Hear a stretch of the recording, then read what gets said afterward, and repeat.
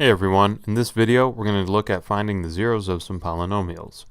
We're going to start with g of x is equal to 3 times the quantity x minus 2 times the quantity x plus 5 squared. Since this is factored, we're going to take a look at each factor and set it equal to 0. I'm going to start with x minus 2. That's 0 when x is equal to 2. Now we're going to take a look at x plus 5.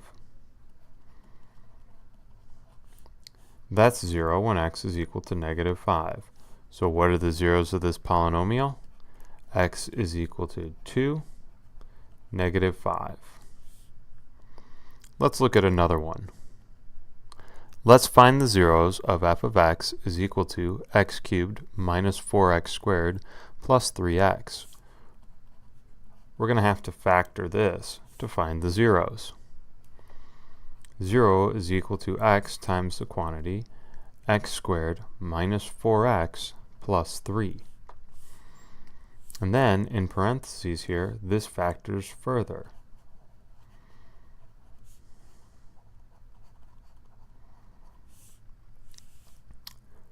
Negative 3 times a negative 1. Let's write that as a negative 1. Oops.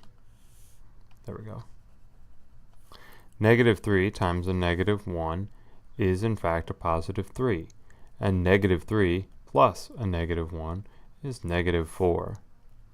So this factors as x minus 3 times x minus 1. So the entire polynomial is x times x minus 3 times x minus 1. And this is 0 when x is equal to 0.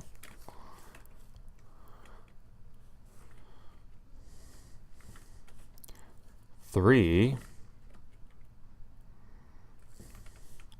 or 1. So what are the zeros of this polynomial? 0, 3, and 1. And we found them by factoring.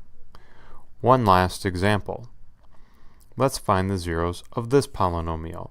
F of x is equal to x cubed plus 5x squared minus 9x minus 45. Now, looking at this, we have 4 terms.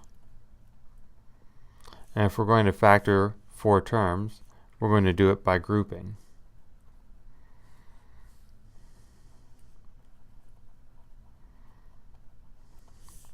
So let's start off with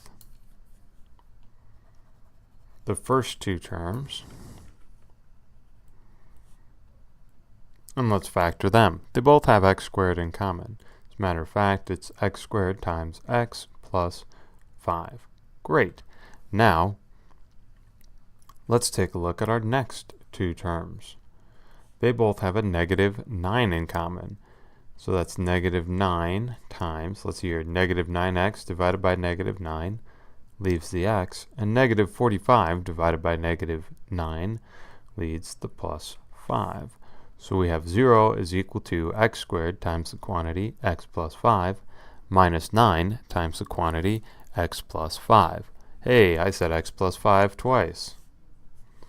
We're going to factor out x plus 5. So that'll be x plus 5 times x squared minus 9. Great so far, and I see one more factorization.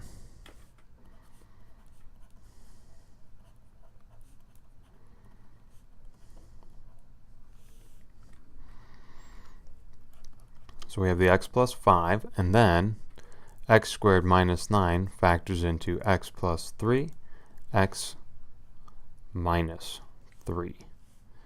So when is x equal to 0? It's equal to 0 at negative 5, negative 3, and positive 3 from these 3 factors respectively.